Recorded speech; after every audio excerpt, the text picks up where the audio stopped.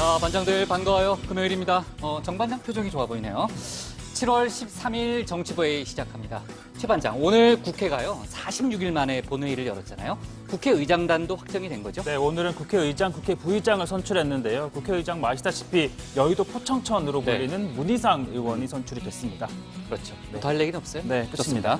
신 반장, 내년도 최저임금 결정을 위한 회의가 오전부터 열리고 있는데 진통이 크다면서요? 네, 마감 시한이 내일이잖아요. 그렇죠. 그런데 근로자 측은 1,790원, 네. 사용자 측은 7,530원. 간격이 크더라고요. 네, 동결을 계속 고수하고 있어서 네. 아마 오늘 밤샘 마라톤 회의를 진행하지 않을까 싶습니다. 네, 좋습니다. 우리 들어가서 얘기 좀 이어갑시다. 갑시다.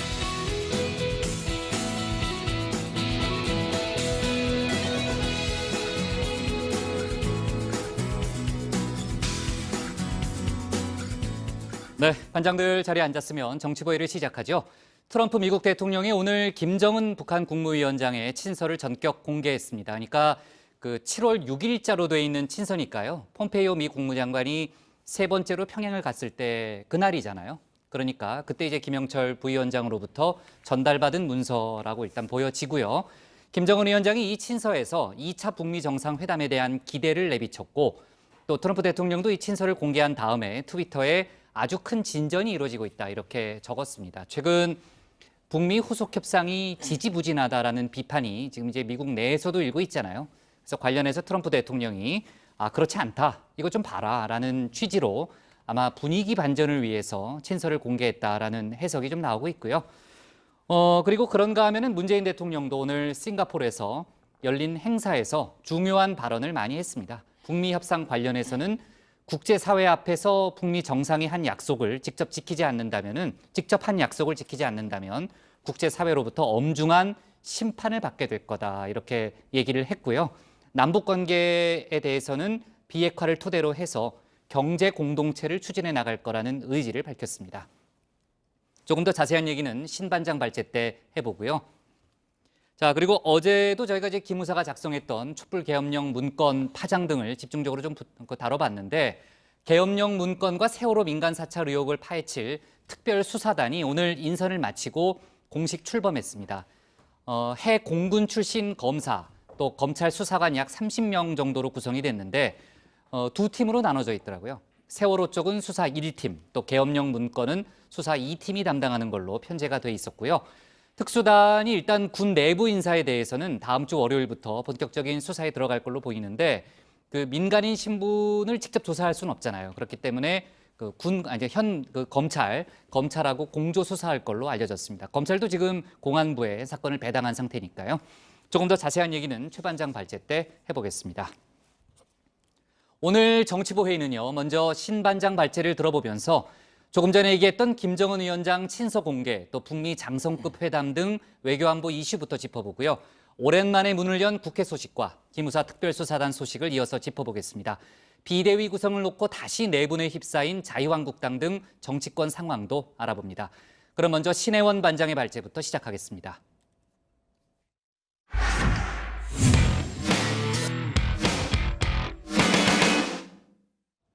네, 조금 전에 영상에도 잠깐 나갔지만요. 트럼프 대통령이 김정은 위원장이 보낸 친서를 전격 공개했습니다. 폼페이오 국무장관의 빈손 방북 논란을 잠재우고 북미 정상 간의 신뢰를 부각하겠다는 의지로 풀이되고 있습니다.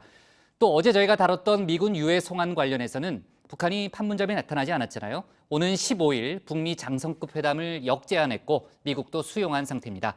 오늘 청와대 발제에서는 북미 간 후속 움직임과 문재인 대통령의 싱가포르 순방 소식을 함께 다뤄보겠습니다. 네, 오늘 청와대 발제는 평양에 사는 35살 김 씨가 보낸 편지로 문을 열겠습니다. 태평양 넘어 미국으로 보내는 편지인데요. 한번 들어보시죠. 친애하는 대통령 각하, 24일 전 싱가포르에서의 뜻깊은 첫 상봉과 공동 성명은 참으로 의의 깊은 여정의 시작이 되었습니다.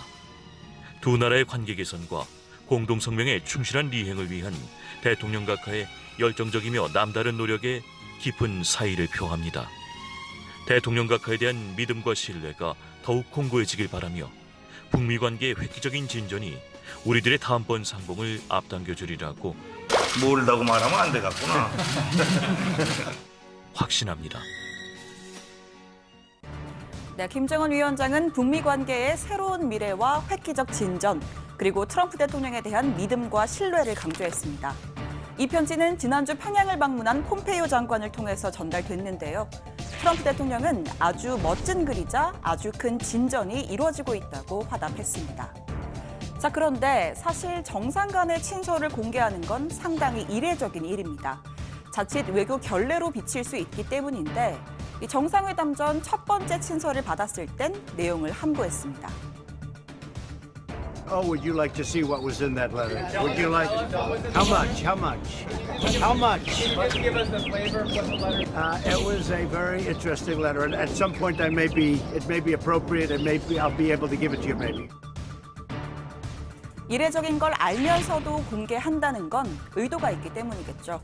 양국 정상의 신뢰가 공고하다는 걸 강조하면서 폼페이오 장관의 빈손 방북 논란, 또 미국 내 커지는 협상 회의론을 정면 돌파하려는 의지로 풀이됩니다. 다만 친서엔 비핵화의 비읍도 언급되지 않았습니다. 공동성명의 충실한 이행을 언급하긴 했지만 비핵화보단 관계 개선을 앞세웠다는 점에선 북미 간의 입장차가 여전하다는 해석도 가능합니다. 어제 북한은 미국이 신뢰 구축의 초석이라고 언급한 유해송환 실무협의에 나타나지 않았습니다. 미군 관계자 5명이 4시간 동안 기다리다 철수했다고 하죠. 대신 북한은 돌연 유엔사 직통전화로 전화를 걸어서 오는 15일 회담 대표의 격을 높여 장성급 회담을 갖자는 역제안을 해왔다고 합니다. 회담을 미룬 이유가 준비 부족 때문인지 아니면 기싸움 차원인지 속내를 단정할 수는 없습니다. 다만 미국이 이 요구를 수용하면서 모종의 성과를 거둔 건 분명합니다. 유엔사 직통전화, 그러니까 북한군과 유엔사 군사 채널을 복원하고 9년 만에 장성급 회담까지 만들어내면서 향후 유해송환을 넘어 정전협정까지 논의할 발판을 마련했다는 분석이 나옵니다. 싱가포르를 순방 중인 문재인 대통령은 싱가포르 렉처 특별연설에서 남북이 경제 공동체를 향해 나아갈 것이라며 비핵화 이후의 구상도 내놨습니다. 북한이 국제사회의 책임 있는 일원으로서 자신의 역할을 다할 수 있도록 기회를 만들어갑니다. 북한의 완전한 비핵화 이행을 통해 대북 제재가 해제되니 한때 발발했던 북한과 아세안 간의 경제 협력이 다시 활성화될 것입니다.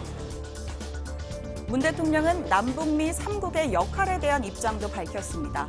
북한의 경우 비핵화 이행 방안을 더 구체화하고 한국과 미국은 이에 상응하는 포괄적 조치를 신속하게 추진해야 한다는 겁니다. 한반도 주변국, 중, 일, 러 모두를 언급하면서 북한과의 관계 정상화도 호소했습니다. 네, 오늘 청와대 발제는 트럼프, 김정은 친서 공개, 위대한 진전 진행 중입니다. 자, 잠깐 발제 마치기 전에요. 경제 안보 행보로 바쁜 문 대통령 대신 싱가포르 현지 밀착 행보에 나선 김정숙 여사 소식 하나 더 전해드립니다.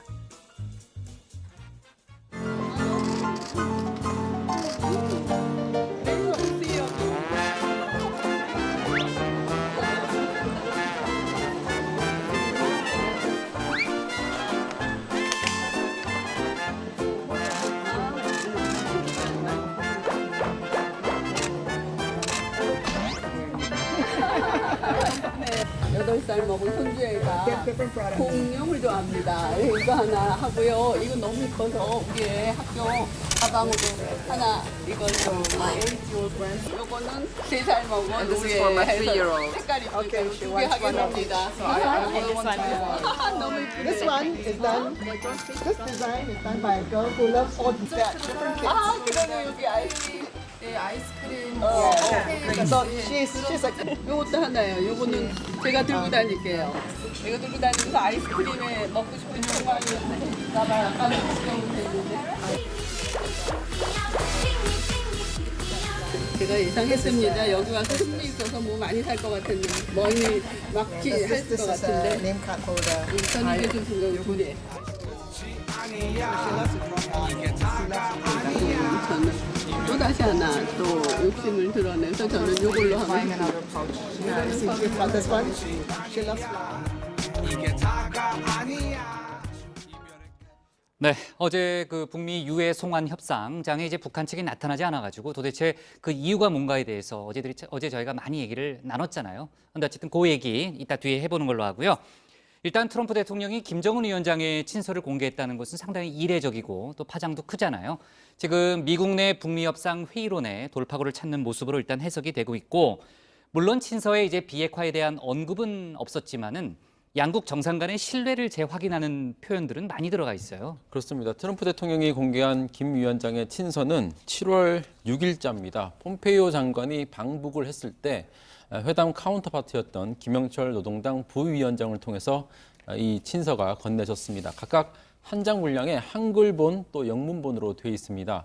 친애하는 대통령 각하라는 제목으로 시작을 해서요. 굉장히 깍듯한 어조로 편지를 이어갔습니다. 맞아요. 네. 구체적으로는 북미 정상회의 신뢰 재확인, 또 후속 북미 정상회담 개최 문제 등을 거론했는데, 앞서 싱가포르 정상회담에서 후속 정상회담 개최 문제까지 거론이 됐던 걸로 알려졌잖아요. 김정은 위원장도 북미 관계 개선을 토대로 해서 추가 정상회담 조기 성사에 대한 희망을 내비친 것으로 보입니다. 다만 실천 과정을 거론한 것과 관련해서 북한이 주장해온 단계적 또 동시적 행동 원칙의 연장선상에서 종전선언을 비롯한 체제 보장 등에 대해서 미국의 성의 있는 조치를 좀 우회적으로 촉구한 것 아니냐, 이런 해석도 나오고 있습니다. 보통 이런 정상 간의 친서 내용은 비공개로 하는 게 그럼요. 그럼요. 관례 아니겠습니까? 그럼에도 불구하고 이렇게 공개를 한 건 앞서 부장도 얘기를 하셨지만 미국 내에서 제기되는 이 폼페이오 장관의 빈손 방북, 협상 회의론, 이걸 좀 잠재우려는 의도로 보이는데요. 트럼프 대통령 아주 멋진 편지, 아주 큰 진전이 이루어지고 있다, 이렇게 얘기를 했습니다. 폼페이오 장관도 세 번째 방북을 통해서 이 북한의 비핵화 의지 재확인했다고 설명했는데 직접 들어보시죠. We had a productive conversation. There remains a great deal of work to do, but I think most importantly, my counterpart Kim Young-chol made a commitment consistent with what President Trump was able to achieve with Chairman Kim, which was they intend to denuclearize, they're going to accomplish it, and now the task is to get it implemented. 네, 아까 이제 그 신반장이 편지 내용을 자세히 소개를 했지만요. 그 표현도 아주 공손하다고 정반장도 얘기했고요.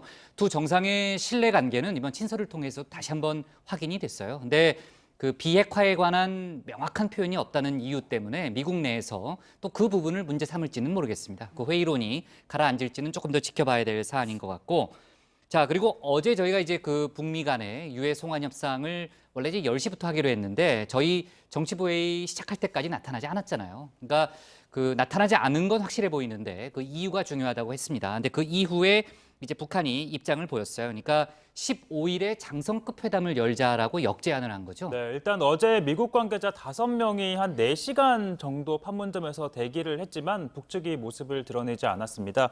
대신 회담의 격을 높여 오는 15일에 장성급 회담을 열자라고 북한이 역제안을 해왔는데요. 자칫 긴장이 격화될 수 있는 상황에서 미 국무부가 알겠다, 회담을 준비하겠다라고 화답을 하면서 상황은 일단락이 됐습니다. 네, 4시간 동안은 그냥 기다렸나 보네요. 언제 나오나 막 이렇게 시간 그렇죠. 보면서요.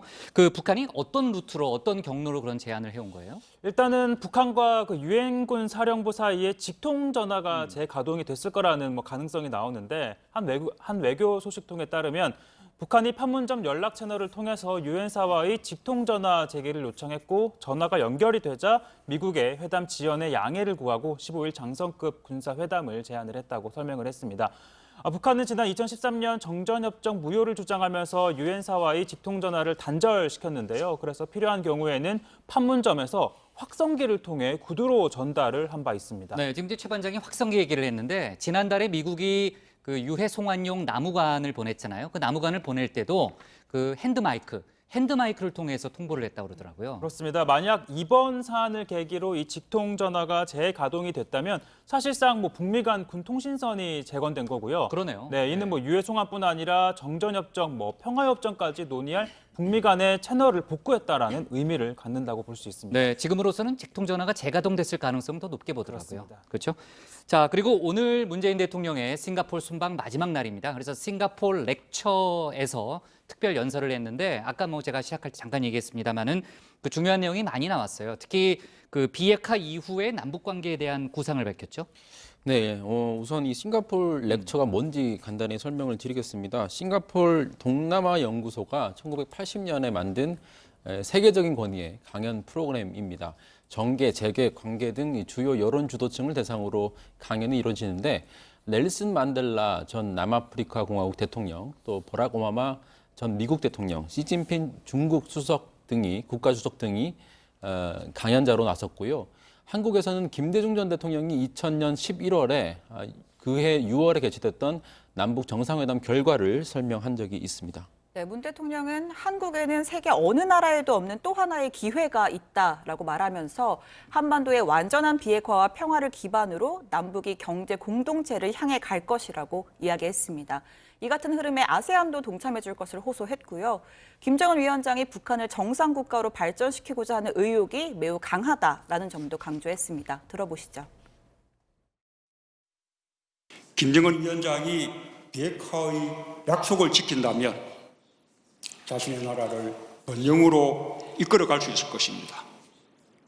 결코 순탄치 않은 길이지만 정상 간 합의를 진정성 있게 이행해 나간다면 분명히 목표를 달성할 수 있을 것입니다. 북한이 비핵화 이행 방안을 더 구체화하고 한국과 미국은 이에 상응하는 포괄적 조치를 신속하게 추진한다면 속도는 더 빨라질 수 있을 것입니다. 문 대통령은 미국뿐 아니라 중국, 일본, 러시아 등 주변국 전체가 대북 공조를 이루고 있다 이렇게도 강조했습니다. 특히 일본에 대해서요. 이 남북 관계 정상화는 북미 관계의 정상화에 이어서 북일 관계의 정상화로 이어질 것이고 이 북일 관계의 정상화는 한반도와 동북아 평화 안정에 크게 기여할 것이다. 이런 전망도 내놨습니다. 그 북미가 약속을 지키지 않으면요, 국제사회의 심판을 받을 거다 이런 표현을 썼잖아요. 그렇습니다. 연설 후에 이어진 일문일답에서 그런 얘기가 나온 건데요. 북미 실무 협상 과정에서 여러 우여곡절을 겪는다 해도 결국에는 정상들이 약속을 지킬 것이다. 그렇게 믿는다. 그렇지 않으면 국제사회로부터 엄중한 심판을 받게 될 것이다. 이렇게 말한 겁니다. 현재 북한의 행보에 국제사회가 의구심이 많은 것도 사실이지만 이 북미 정상 간 합의라는 전혀 다른 방법으로 접근하고 있다면서 과거와는 차원이 다르다. 이렇게 강조했습니다. 네, 참고로 어제 문재인 대통령이 싱가포르의 랜드마크라고 할 수 있는 마리나 베이 샌즈 전망대를 찾았습니다. 어제가 북미 정상회담 개최국 한 달이 되는 한 달이죠. 날이었는데 정확히 한 달이죠. 그 김정은 위원장도 싱가포르 방문 때 당시 저 같은 전망대를 찾았었죠. 네, 뭐 심야 관광에 나섰다가 찾았었는데 특히 이 마리나 베이 샌즈 호텔이 그 트럼프 대통령의 절친이자 카지노 재벌인 샌더 에덜슨이라는 사람의 소유라고 하는데 이 에덜슨 회장이 앞서서 북한에 카지노를 세우고 싶다, 투자하고 싶다 맞아요, 이런 맞아요. 뜻을 밝히기도 예. 했었습니다. 트럼프 대통령의 최대 후원자죠. 네. 네.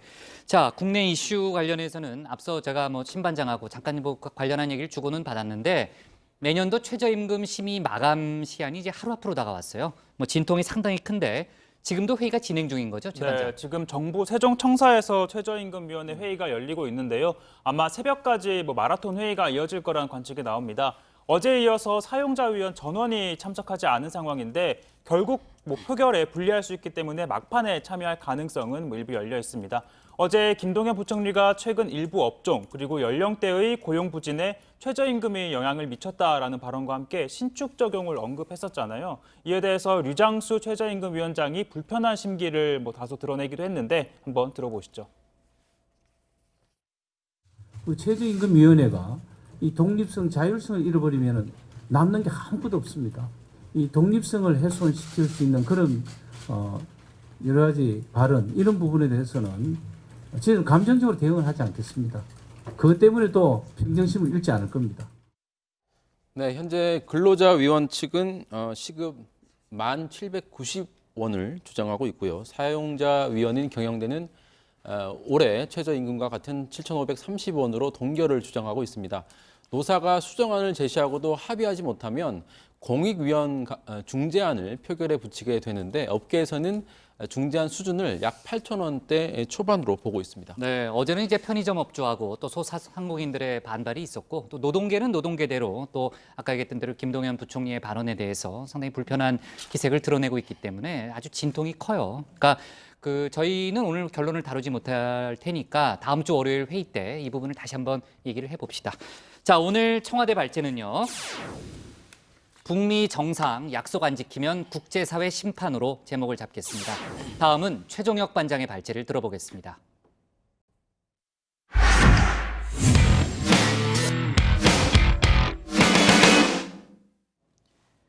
20대 후반기 국회가 오늘 의장단 선출을 시작으로 해서 본격적으로 막이 올랐습니다.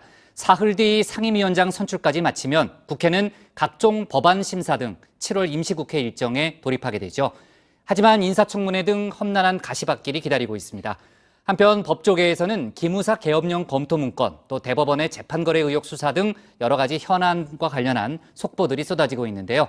오늘 최 반장 발제에서는 두 가지 이슈를 자세하게 다뤄보겠습니다. 네, 입법부 수장 공백 사태가 드디어 해소됐습니다. 국회는 오늘 20대 국회 후반기 국회의장단을 선출했습니다.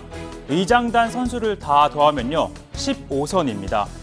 6선의 문희상 의원이 국회의장에, 그리고 5선의 이주영 의원과 4선의 주승용 의원이 야당 몫의 부의장에 당선이 됐습니다. 정치인생 40년의 경험과 지혜를 모두 쏟아 혼신의 힘을 다해 역사적 소임을 수행할 것을 엄숙하게 약속드립니다. 후반기 국회 2년은 첫째도 협치, 둘째도 협치, 셋째도 협치가 최우선이 될 것임을 약속드립니다. 제20대 국회 후반기 협치와 민생을 꽃피우는 국회의 계절을 함께 열어갈 수 있기를 간곡히 부탁드립니다. 네, 문희상 신임 의장 후보가 된 지 약 2달 만에 국회의장 자리에 올랐습니다. 의장은 무소속으로 한다는 국회법에 따라 이젠 민주당 소속이 아니죠. 하지만 당 비대위원장을 2번이나 맡아 당을 위기에서 구해냈듯이 20대 국회 후반기는 비상 상황이 없이 잘 이끌어갔으면 하는 바람입니다. 제가 있다면 비대한 죄밖에 없는데 운명인지 팔자인지 비대위원장은 또 한 번 맡게 됐습니다. 얼굴이 좀 복이 많이 붙어가지고. 그렇습니까? 두꺼비 상이죠. 돼지 상이죠.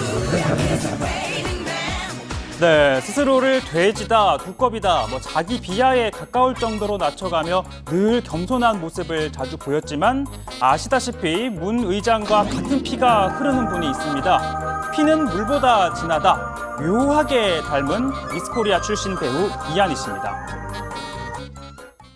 문 위원장님 여동생의 따님, 조카 중에 실제로 배우가 계십니다. 이한희 날 똑 닮았습니다.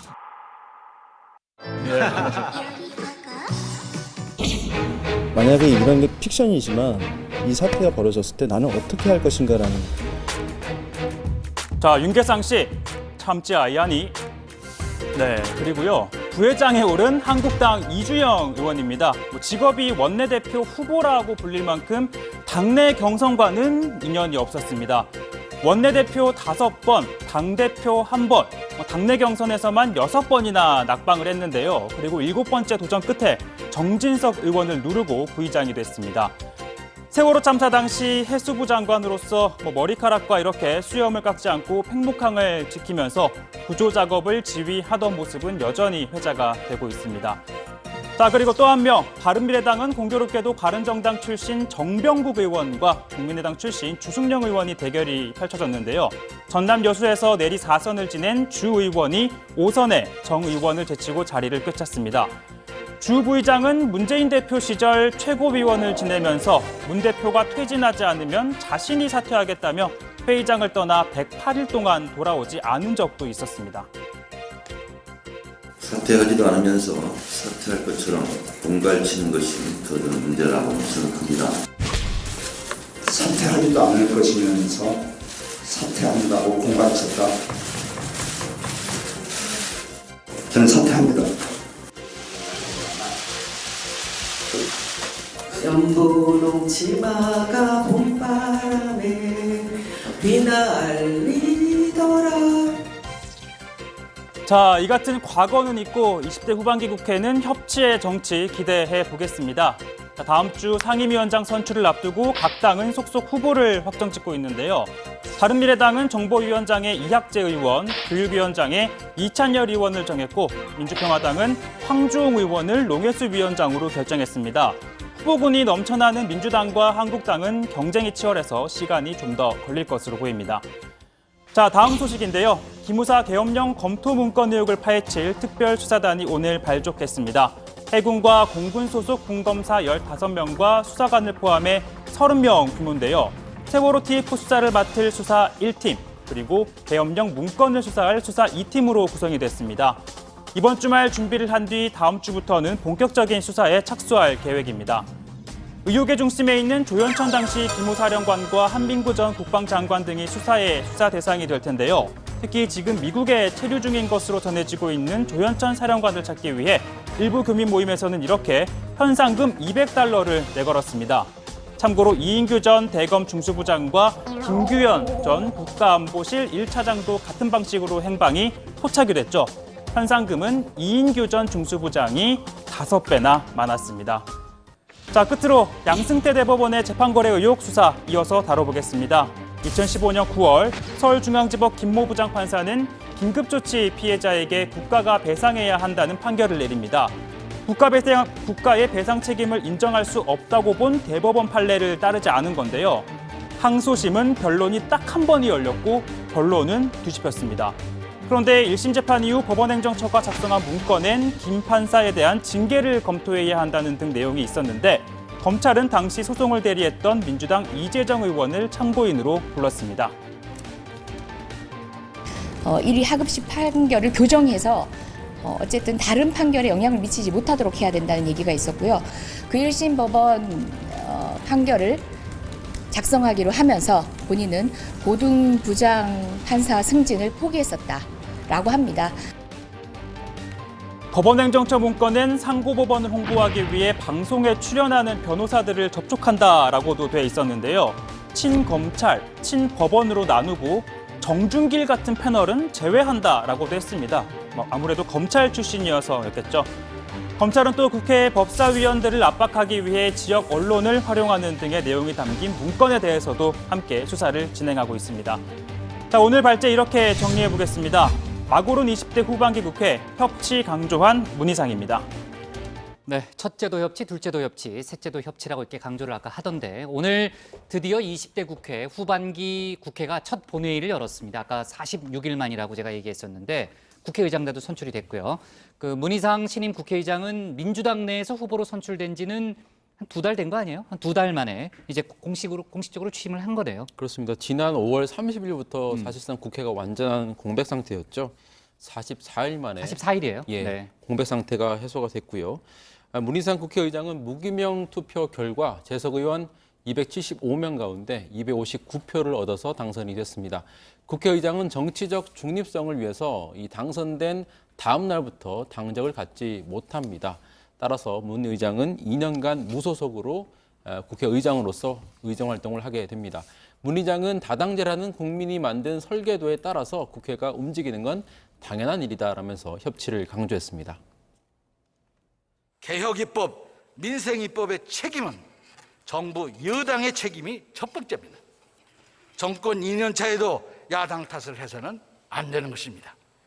다만 야당도 국민 눈높이에 맞는 협상 태도를 갖춰야 할 것입니다. 요구할 건 요구하되 내줄 것은 내주는 적대적 대결이 아닌 경쟁적 협조의 자세가 필요하다고 생각합니다. 네, 문 의장은 오늘 취임 직후에 곧바로 의장 비서실장으로 박수현 전 청와대 대변인 또 정무수석에 이기우 전 국회의원을 임명했습니다. 국회 사무총장은 아직 임명하지 않았지만 문 의장이 비서실장을 지낸 참여정부 초대 정무수석이었던 유인태 전 의원이 유력한 상황입니다.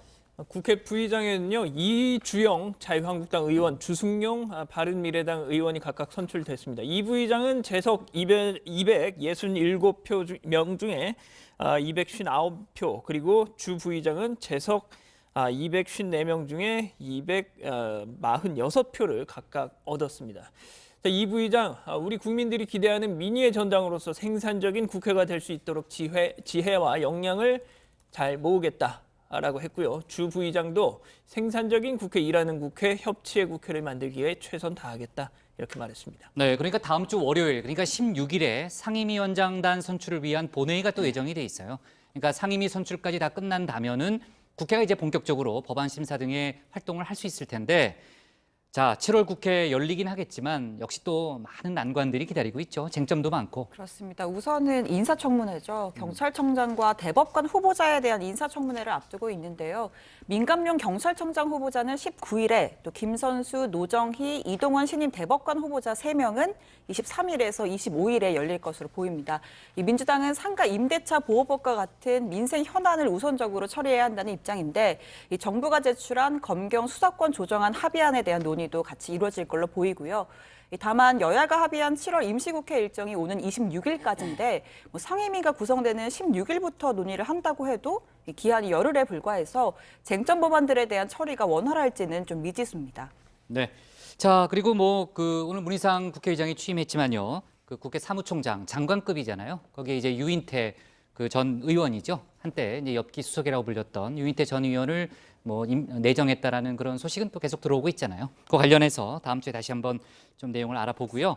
자, 기무사의 계엄령 검토 문건 파장, 그 문제로 좀 넘어가 볼게요. 다음 주부터 본격적인 수사에 착수할 걸로 보이는데, 그 어제도 최반장이 그 여러 가지 그 수사의 초점들을 좀 짚어봤는데 핵심 쟁점이 뭡니까? 일단 특수단이 국방부 장관의 지휘를 받지 않고 또 보고도 하지 않는다고 한 만큼 독립적으로 활동을 하기로 한 만큼요. 성역이 없는 수사가 이루어질 것으로 기대를 모으고 있습니다. 우선 기무사가 촛불 집회에 대응해서 작성한 계엄령 관련 문건이 그 실행 계획이 있었는지를 밝혀내는 게 핵심이 될 걸로 보입니다.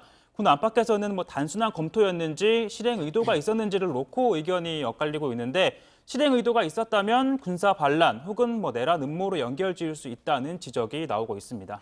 과연 누가 지시를 해서 작성이 됐고 또 어느 선까지 보고가 됐는지 이 부분도 밝혀내야 하는 게 또 과제입니다. 당시 조현천 기무사령관은 한민구 국방부 장관에게 보고를 한 것으로 보이는데, 한 전 장관 측은 보고받은 직후에 논의를 종결하라고 지시했다는 입장입니다. 또 김관진 청와대 안보실장을 거쳐서 계엄령 선포 권한이 있는 황교안 대통령 권한대행에게까지 보고가 됐는지도 규명을 해야 하는데, 김 전 실장 측은 지시할 입장도 아니고 보고받은 적도 없다 이런 입장이고요. 황교안 전 권한대행 측도 보고받은 바가 없다라면서 선을 그었습니다. 네. 아까 유인태 전 의원은 아까 정반적인 얘기한 거죠. 네. 제가 얘기한 걸 또 한 거죠. 네. 네. 두 번을 하셨습니다. 딴 생각을 한 것 같아요. 자, 그리고 이제 송영무 현 국방장관이 지난 3월 그 문건을 보고받은 이후에 한 넉 달 가까이 수사 지시를 하지 않은 그런 여러 가지 정황이 나왔는데, 그 부분도 수사할 가능성은 있는 거죠. 네, 일단 국방부는 송 장관이 외부 전문가로부터 법리 검토를 받았고 수사 대상이 아니라고 판단을 했다라고 수사 지시를 하지 않은 배경에 대해서 설명을 했습니다. 다만 송 장관이 국방부의 법무관리실 등 정부 기관이 아니라 왜 외부 기관에 법리 검토를 맡겼는지는 좀 이유가 석연치 않다는 지적이 나오고 있습니다. 네, 그리고 이제 일부 언론이요, 청와대가 일찌감치 기무사 문건에 대해서 보고를 받고 알고 있었다 이런 의혹을 제기했잖아요.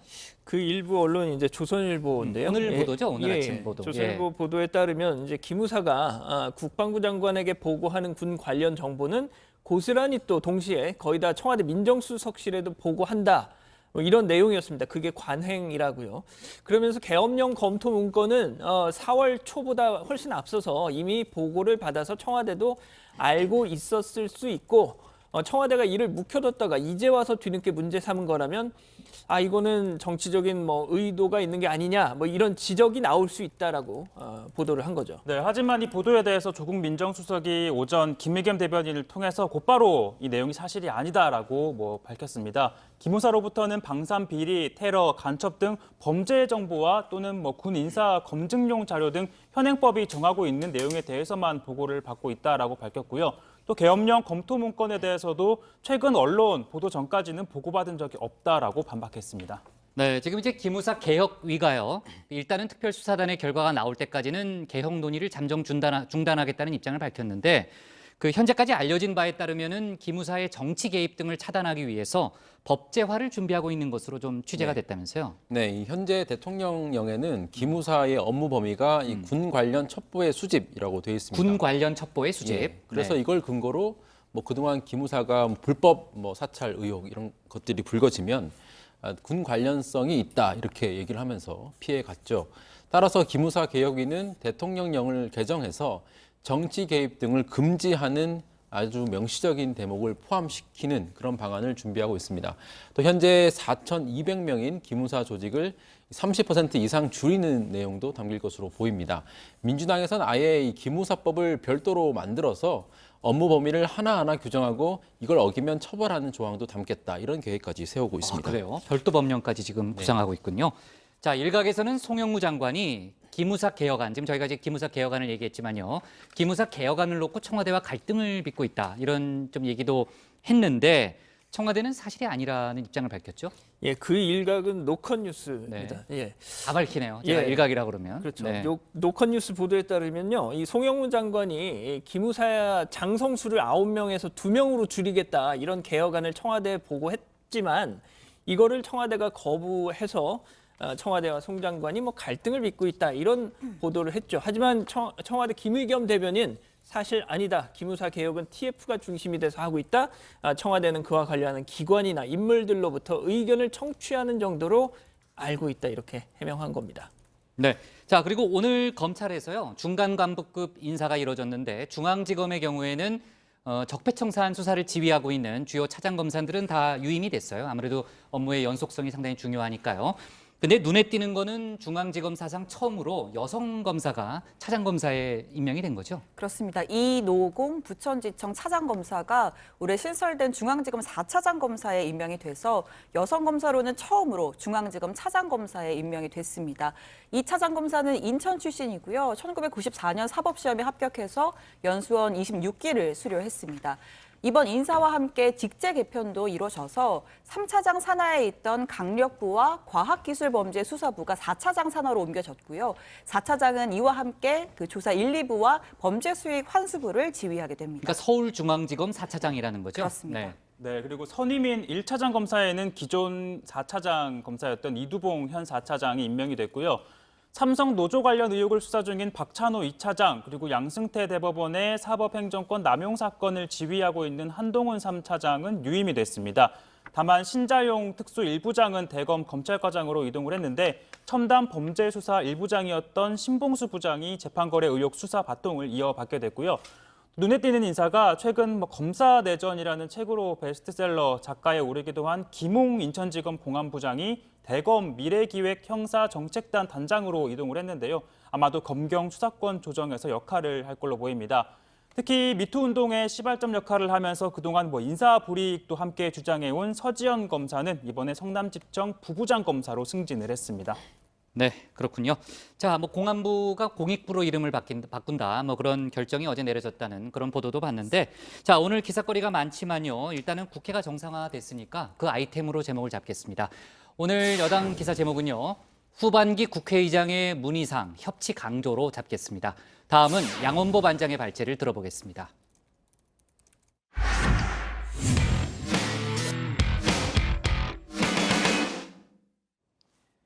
비서 성폭행 혐의로 재판을 받고 있는 안희정 전 충남지사의 부인 민주원 씨가 오늘 증언대에 섰습니다. 남편 측 증인으로 신문을 받기 위해 법정에 나온 거죠. 민 씨는 앞서 안 전 지사의 비서, 그러니까 김지은 씨의 폭로 직후에 남편을 원망하면서도 김 씨에게 문제가 있었다는 취지의 발언을 주변에 한 걸로 알려졌습니다. 과연 법정에서는 어떤 발언을 했을까요? 오늘 양 반장 발제에서는 관련 소식과 여러 가지 정치권 뉴스를 함께 정리해 보겠습니다. 네, 그렇습니다. 이 남편의 성폭행 혐의를 다루는 재판에 증인으로 나오는, 그것도 남편 측 증인으로 나오는 이 부인의 심정, 잘 가늠이 안 되는데요. 어쨌든 안희정 전 충남지사 부인 민주원 씨 법정에 나왔습니다. 앞서 이 법원에 오전에 나왔던 안희정 전 지사 마음이 편치 않았을 것 같은데 이 법원 출두 모습 잠깐 보고 가시죠. 부인 이제 나오시는데 심정 어떻습니까? 달리 드릴 말씀이 없습니다. 그 상황 리조트에서 정말로 김 씨가 쳐다보고 있었던 사실이 있나요? 자, 잠깐만요. 방금 들으셨을 텐데 이 상화원 리조트에서 정말로 이 김지은 씨가 쳐다보고 있던 게 사실인가요? 뭐 이게 무슨 말일까요? 자, 그렇습니다. 오늘 재판의 핵심 쟁점이 바로 이 상화원 리조트 사건입니다. 자, 충남 보령시 죽도에 가면요, 이 상화원이라는 위락시설이 있습니다. 죽도 주변을 빙 돌면서 저렇게 바다를 조망할 수 있는 산책로가 있고요. 그 안에는 빌라도 있습니다. 그래서 숙박이 가능하죠. 자, 경관이 뛰어나기로 정말 유명한 곳이라고 하는데, 자, 바로 이곳에 지난해 8월 안희정 전 지사 부부 다른 일행들과 함께 놀러 갔다는 겁니다. 최근 안 전 지사 측이 위력에 의한 간음이다라는 김지은 씨와 검찰 측 주장을 공박하는 그 결정적인 정황 증거로 바로 이 상화원에서 벌어진 사건을 들고 나온 겁니다. 자, 지난해 8월 어느 날이었다는 거죠. 자, 안 전 지사 부부가 함께 이렇게 방에서 자고 있을 때였다는 거죠. 새벽 4시쯤. 자, 갑자기 방문이 스르륵 열리더니 누군가 들어왔다는 겁니다. 곤히 잠들어 있던 민주원 씨 인기척에 실눈을 떠서 봤더니 눈앞에 있던 그 검은 물체가 침대 발치에 서서 자신과 안 전 지사를 이렇게 내려다보고 있더라는 거죠. 자, 누군가 하고 좀 더 자세히 봤더니 바로 김지은 씨였다는 겁니다. 자, 심지어 이 안 전 지사 측 주장을 조금 더 들어보면 그 김지은 씨가 바닥에 뭐 그림을 그리면서 교태를 부리고 있더라라고도 했습니다.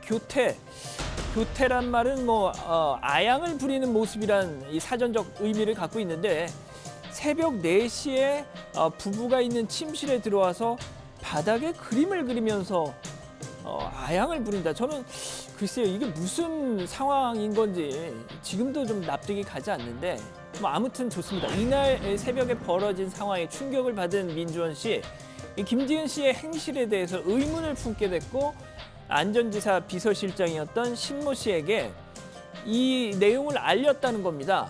자, 신모 씨 지난 11일 법정에 나와서 이런 말을 했습니다. 지난해 10월 민주원 씨가 리조트에서 있었던 일을 얘기하시길래 꺼림직하다는 판단이 들어서 수행비서에서 김지은 씨를 빼야 하겠다라고 생각을 했다. 이렇게 증언을 한 거죠. 자, 하지만 제가 지금까지 이렇게 소개해드린 내용에 대해서 김지은 씨 측은 강력히 반발하고 있습니다. 자, 안 전 지사 측 증인들이 왜곡된 주장으로 김 씨에 대한 2차 가해를 하고 있다. 이 가상의 스토리가 도를 넘고 있다라고 말이죠. 자, 관련된 자세한 얘기는 들어가서 더 전해드리겠습니다. 자, 다음 소식으로 가보죠. 자, 어제 썰전들 좀 보셨나요? 이 서울 송파울 재보선 출마했다가 이 3등 낙선한 바른미래당 박종진 전 후보가 어제 출연을 했습니다. 분명 월드컵 끝나면 석촌호수 입수한다. 그래서 제가 이 시간에 박 전 후보 입수를 막기 위해서라도 우리나라 대표팀이 월드컵 16강 나가야 한다면서 제가 독일을 2대0으로 분명 이길 것이다. 이렇게 스코어까지 예언하지 않았습니까? 자, 그런데 박 전 후보 어제 썰전 나와서 이렇게 말하지 뭡니까? 이게요. 저는 그냥 뛰어들면 끝인 줄 알았어요.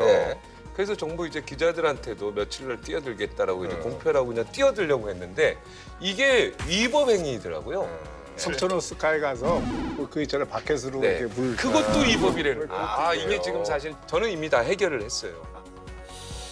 자, 뭐 어떻게 해결을 했다는 건지는 모르겠지만 박종진 전 후보 어제 또 한 가지 새로운 공약을 했습니다. 바른미래당 당대표 경선 출마한 이준석 전 후보에 대해서 이렇게 얘기를 한 겁니다. 이준석 씨는 당대표가 될 수가 없어요. 나와도 제가 찍으면 한 표, 2표 나와요. 그 쉽지가 않은 게 여기 국민의당이 다 장악했어요. 이준석 당대표 되면 63빌딩 업고 층계로 올라간다. 그 정도가. 자, 이준석 전 후보 못해도 체중이 한 70kg 정도는 나갈 것 같은데 그런 사람을 이렇게 업고 63빌딩을 올라간다. 이게 저는 도대체 이 속내가 뭘까요? 저는 잘 모르겠는데 이 정치인들 속내 분석 전문가한테 물어볼 수밖에 없네요. 물어볼 수 없겠습니다. 정말 오랜만입니다. 구글에 알파고가 있다면 정치부 회의에는 여의봇이 있었죠? 이렇게 말입니다. 자, 오늘 처음 소개해드리는 저희 여당팀의 막내 여의봇입니다. 이 친구 귀엽게 생겼죠? 예. 정치인의 속내를 읽어내는 아주 뛰어난 능력을 갖고 있는데 네, 정반장의 흑역사 중에 아주 대표적인 장면인데 추억의 여의보 정말 복부장이요 어지간해서는 저희 반장들 발제에 잘 간섭을 하지 않습니다. 근데 이 여의보만큼은 복부장도 도저히 이 목불인견이었는지 정반장이 준비했던 이 회심의 역작 방송 두어 번 나가고 완전히 부셔버렸죠. 그때 사무실 한켠에서 눈물 짓고 있던 이 정반장의 모습 저는 아직도 눈에 선합니다. 자, 2년 만에 제가 살려봤습니다. 여의봇. 자, 이준석 당대표 되면 업구 63빌딩 오른다. 이 박종진 전 후보의 속내는 뭐지? 아마 그때 가면 사람 없고 63빌딩 오르는 게 실정법 위반이더라 하면서 핑계댈 것 같은데. 아, 그거구나. 그래서 제가 또 알아봤지 뭡니까? 사람 없고 63빌딩 오르는 거요. 뭐야 하면서 사람들이 이상하게 쳐다봐서 문제지 그 위법일 거는 없다고 하더라고요. 지켜보겠습니다. 오늘 준비한 소식 여기까지입니다. 네, 저 여의봇 기억납니다. 진짜 오랜만인데 그때 이제 정반장이 정치부회의에 온 지 한 이틀째였을 거예요. 뭐 이거저거 아이디어가 되게 많았어요. 정치가 음악을 만났을 때부터 시작해가지고. 근데 이제 정치가 음악을 만났을 때는 그거 괜찮다라고 하라고 그랬잖아요. 근데 이제 여의봇은 저 정도일지 몰랐어요. 제가 한마디 했죠. 네. 지금 보니까 뭐 여의봇이 귀엽긴 하네요. 네. 근데 하여튼 그때 여의봇 자체도 이상했지만은 그 여의봇한테 질문한 내용도 좀 별로 안 좋았어요. 그러니까 아주 두 가지가 좀 합성돼가지고 아주 안 좋았고. 자, 좋습니다. 오늘 오후부터 안희정 전 충남지사의 부인 이제 민주원 씨가 직접 나와서 증언을 하고 있는데 조금 더 나온 얘기가 있어요. 네, 이 앞서 발제 때 나온 상하원 리조트 사건 관련에 대한 민주원 씨의 증언이 진술이 나왔습니다. 리조트가 독채 형식으로 되어 있었고요. 2층에 안 전 지사 부부가 묵고 있었고 1층에 김지은 씨가 묵고 있었다고 합니다. 민 씨는 새벽에 1층에서 누가 올라오는 소리가 들려서 잠에서 깼고 그때 김 씨가 문을 열고 들어왔다라고 주장을 하고 있습니다.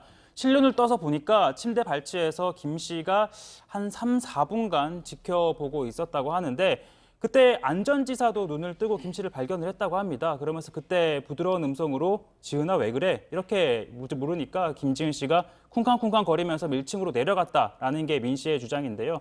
당시 민 씨가 안 전 지사한테 김 씨가 당신을 위험에 빠뜨릴 것 같으니 조심하라라고 얘기를 했고 그러자 안 전 지사가 교체할 예정이니까 걱정 말라라고 얘기를 했다고 합니다. 네, 일부 언론에서 보도했던 그림을 그렸다 그런 증언은 없었다면서요? 오늘 지금 정확한 워딩은 나오진 않고 있는데요. 이게 침실에서 그림을 그렸다는 주장이 일부 언론을 통해 나왔었는데 오늘 또 지금 법정에서 나온 증언을 토대로 나온 기사를 보니까 침실이 아니라 이게 놀이터에서 이제 운전기사와 함께 기다리고 있었는데 김 씨가 그 놀이터 바닥에다가 그림을 그리고 있었다. 그걸 보니까 민 씨 입장에서는 남성에게 잘 보이려고 하는 행동인 것 같았다라는 진술을 했다는 얘기가 들리고 있습니다. 민 씨 측의 이제 주장인데요.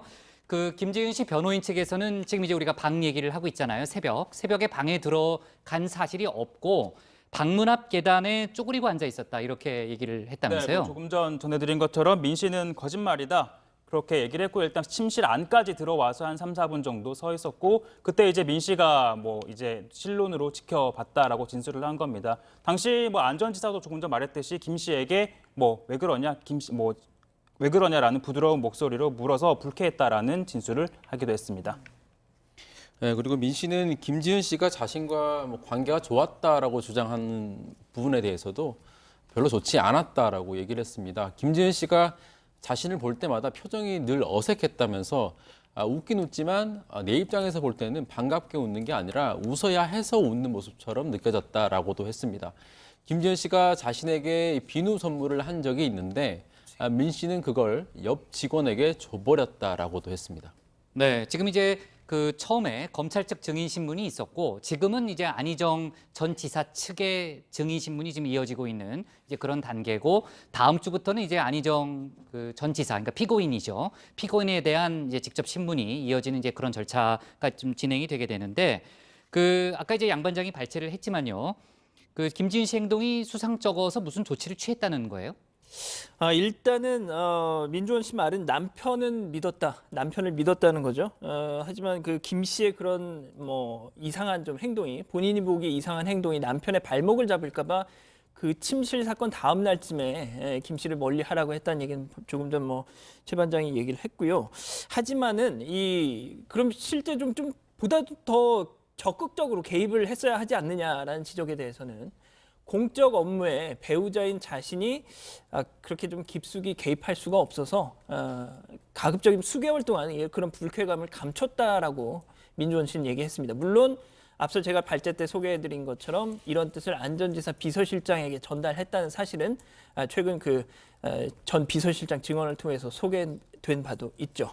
지금 김지은 씨 측은요, 안희정 전 지사 측근들, 지금 이제 안희정 전 지사 쪽에 이제 증인들이 나오고 있는 그런 단계니까 측근들이 이제 이런 증언, 그러니까 이 문제를 서로 합의에 의한 애정 관계로 프레임을 짜고 있다, 이렇게 좀 반발하고 있고요.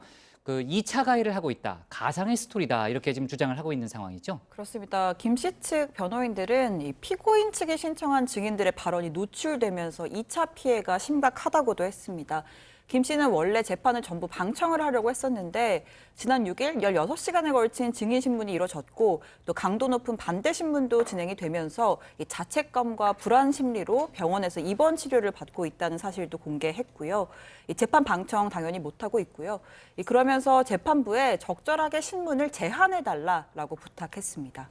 네, 지금 이제 김지은 씨 변호인들이 가장 문제 삼는 부분은 안전지사 측 증인들의 주장이라고 볼 수 있는 거죠. 네, 정혜선 변호사, 김 씨 변호를 맡고 있는 정혜선 변호사가 재판 시작 전에 발언권을 얻어서 재판부에 의견 개진을 했는데요. 공판 절차 전부를 비공개해달라는 검찰의 요청을 배제하고 피고인 측 증인 신문을 공개 재판으로 진행했다면서 그로 인해 공소사실의 주요 증거나 진술을 제대로 알지 못하는 언론이 피고인 측 주장에 부합하는 일부 증언만 과장, 또 왜곡해서 보도를 하고 있다라고 주장을 한 겁니다. 구체적으로는 어떤 부분을 얘기하는 거죠? 네, 일부 매체에서 나온 얘기인데요. 김지은 씨 본인이 호텔 예약을 했다라는 증언을 예로 든 겁니다. 호텔을 예약하는 건 수행비서의 통상적인 업무로 볼 수가 있는데 이 증언이 소개가 되면서 마치 피해자가 자발적으로 관계를 맺은 것처럼 소개가 되고 있다라고 반박을 하는 겁니다.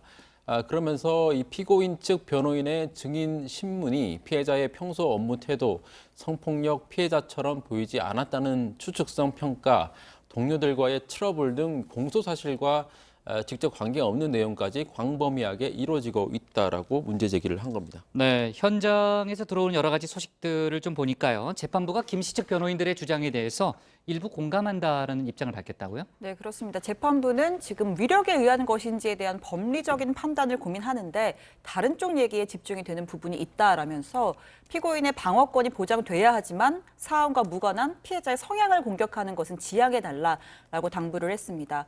또 검찰에서도 적극적으로 입증을 하려다 보니 오해가 될 수 있는 발언이 나오는데 양쪽 모두 2차 피해를 조심해달라라고 양측에 다시 한번 주의를 줬습니다. 네. 자, 그리고요. 이 얘기 잠깐 짧게 하고 가죠. 어제도 저희가 예고를 했지만요. 내일 아시아나 대한항공 직원들이 연대 집회를 열죠, 양 반장. 네, 그렇습니다. 내일 저녁 7시에 청와대 사랑채 앞에서 이 갑질 경영진 퇴출 촉구 아시아나 대한항공 연대 집회가 열립니다.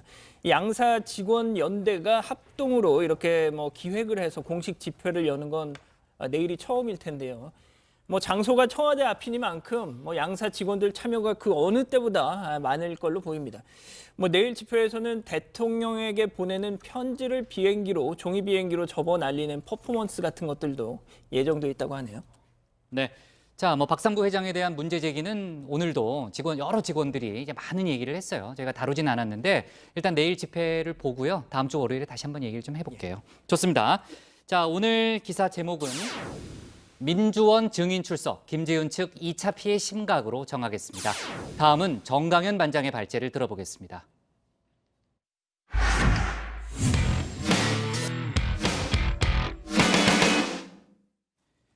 혁신 비대위를 논의하기 위해 마련됐던 어제 자유한국당 의원총회, 결국 막말과 고성으로 얼룩지고 말았죠.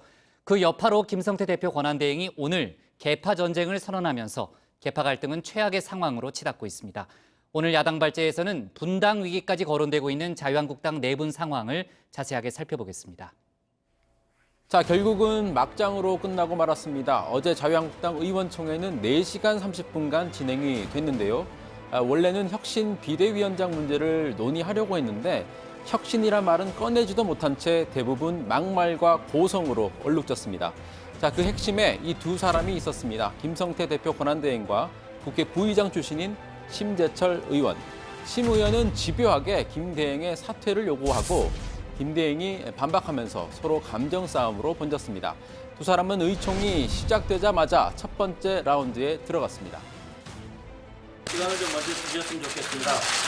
충분히 또 나중에 기회를 드리도록 하겠습니다. 예. 네, 그럼 이어서 계속 진행하도록 하겠습니다. 시간을 좀 주시기 바랍니다. 아니, 부의장 선거하는 방해가 아니라 시간을 주세요. 자, 첫 번째 라운드는 심재철 의원이 물러나면서 일단락이 됐습니다. 국회 부의장 후보가 선출이 되고 혁신 비대위원장 문제를 논의하기 위해서 비공개로 전환이 됐습니다. 기자들이 물러나자 본격 2라운드가 펼쳐졌습니다. 심재철 의원은 김성태 대행은 물러나야 한다고 직격탄을 날렸고 김성태 대행도 가만히 있진 않았습니다. 자, 비공개 회의 내용을 취재한 걸 재구성해봤습니다. 공동선거대책위원장을 맡았던 김성태 원내대표는 지방선거 폭망에 대한 책임을 져야 해요. 2013년에 국회 본회의장에서 누드 사진을 보는 모습이 언론사 카메라에 노출됐을 때 막아주지 않았습니까? 나한테 그럴 수가 있어요?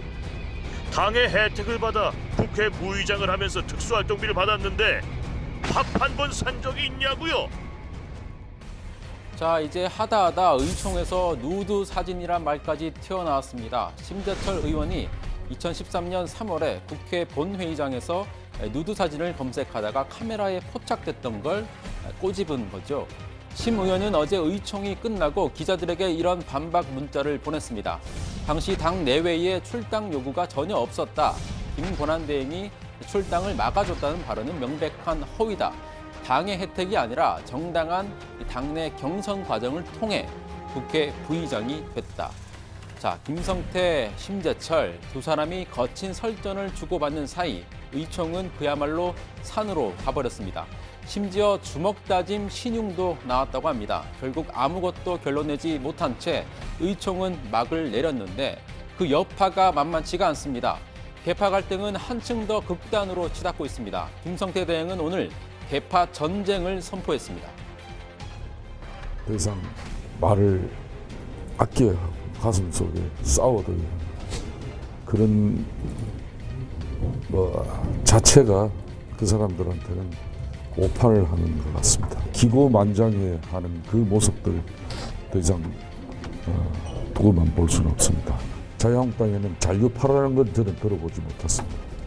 친박과 비박만 존재할 뿐이지 굳이 친박이라는 그 언론인 여러분들의 표현에 그게 싫어서 언론인 여러분들에게 강력한 항의를 한 걸로 알고 있습니다.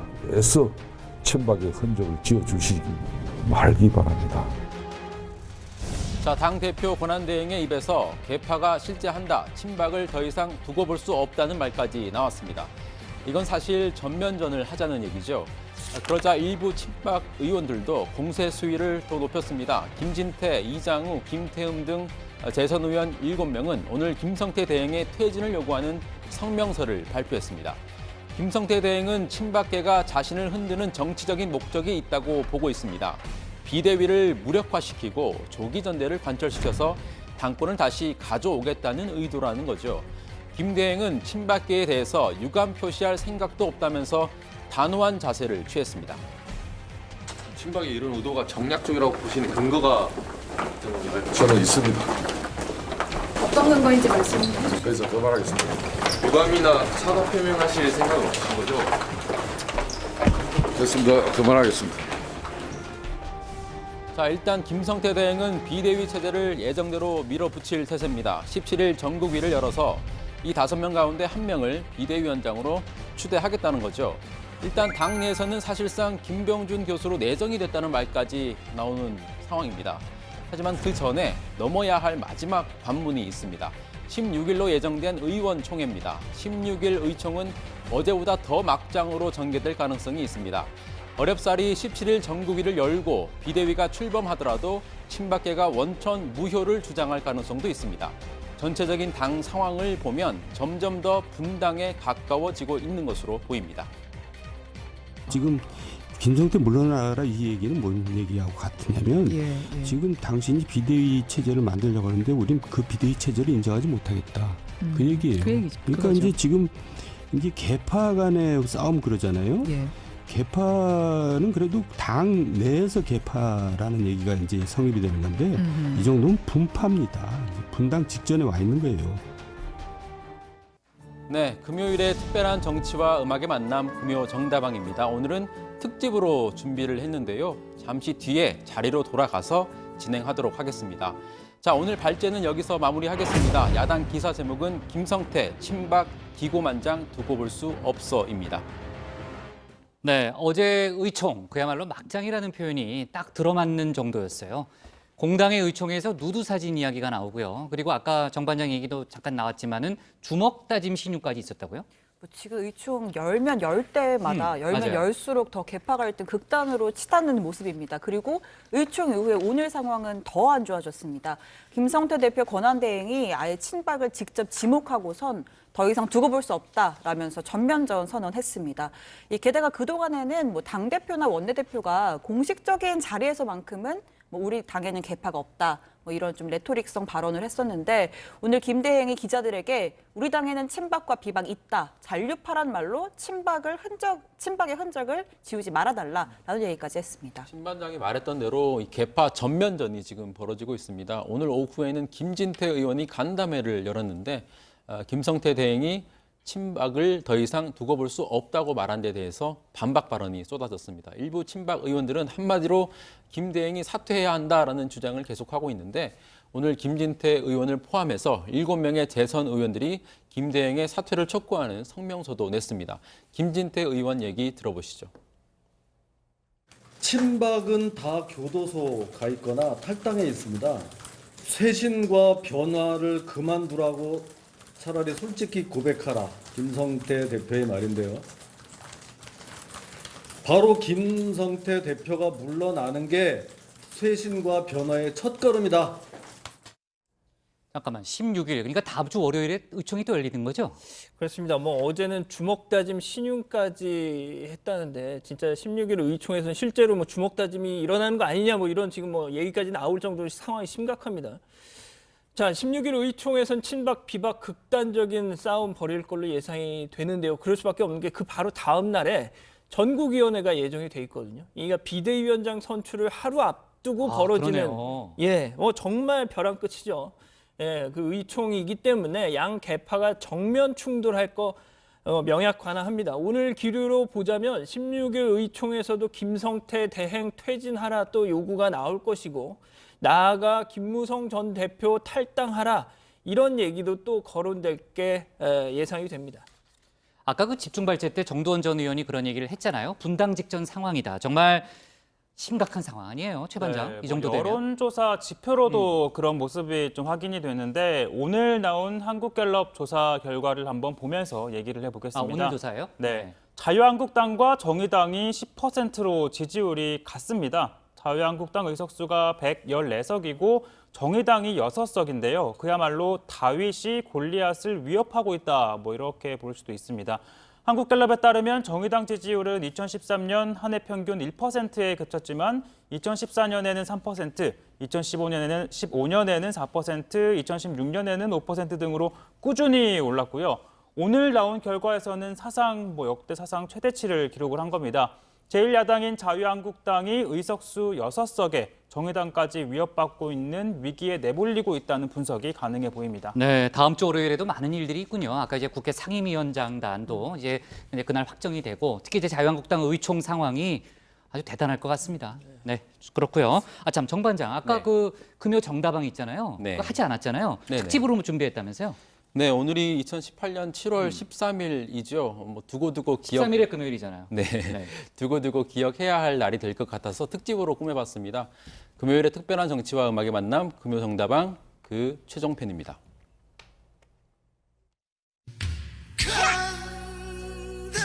네, 가정의 가족 여러분, 제가 오늘을 끝으로 정치부회의를 떠나게 됐습니다. 지난 2년간 정말 정치적 격변기를 지나왔는데요. 복부장의 따뜻한 리더십, 또 양원보, 최종혁, 신혜원 반장의 뜨거운 동료의 덕분에 무사히 잘 통과해 왔던 것 같습니다. 제가 감히 말씀드리지만 정치를 가장 쉽고 재밌게 또한 편안하게 가까이에서 느끼고 생각할 수 있는 유일한 통로, 정치부 회의를 여러분들께서 영원히 아끼고 사랑해 주시길 바라겠습니다. 저는 비록 떠나지만 정치부 회의 정반장이었음을 어디에서도 자랑스럽게 이야기하겠습니다. 마지막으로 제가 직접 신청곡을 한번 말씀을 드려보고 싶었습니다. 여러분과 마지막으로 듣고 싶은 노래는 김광석의 잊어야 한다는 마음으로라는 노래입니다. 여러분 거듭 고맙고 감사합니다. 여러분 덕분에 제가 2년간 무사히 마칠 수 있었던 것 같습니다. 마지막으로 이렇게 한번 외치고 싶었습니다. 정반장이 다정회를 떠날 때. 잊어야 한다는 마음으로 내 텅 빈 방문을 닫은 채로 아직도 남아있는 너의 향기 내 텅 빈 방 안에 가득한데 지나간 시간은 추억 속에 묻히면 그만인 것을 나는 왜 이렇게 긴 밤을 또 네, 앞에서 얘기할까 하다가 정반장이 회의에 집중 안 할 것 같아서 맨 뒤에 좀 시간을 줬고요. 그 회사 나가는 건 아니잖아요. 네, 회사 나가는 건 아니고요. 그 앞으로 뉴스룸에서 정치부 회의는 떠나지만 뉴스룸에서의 활약을 기대합니다. 그 한 번 반장은 영원한 반장이니까 뭐 정치부 회의를 뭐 잊지 않으리라 믿고요. 그렇다고 뭐 다시 부르겠다는 얘기는 아닙니다. 네. 우는 것 같은데요? 울어요? 아니요. 아니요, 전혀 멀쩡한데. 뭐. 아니 근데 제가 실시간 채팅창을 보니까요. 그동안 정반장에 대해서 재미없다, 노잼형이다 막 별명이 이렇게 노잼형이라고 사람들이 많이 했잖아요. 그랬는데 그러니까 역설적인 표현 아니에요. 재밌다는 표현 아니에요. 그랬던 것 같습니다. 막상 간다고 하니까 가지 말라고 지금 막 유유하면서 뭐 네. 아닌가요? 잘 갔다는 얘기도 있는데요. 예, 몇 개 있더라고요. 속내를 말씀하고 그러세요. 네, 울리지 않으려고 일부러 그런 거예요. 자, 좋습니다. 오늘 야당 기사 제목은요. 자, 준비할게요. 김성태, 친박 기고만장 두고 볼 수 없어로 잡겠습니다.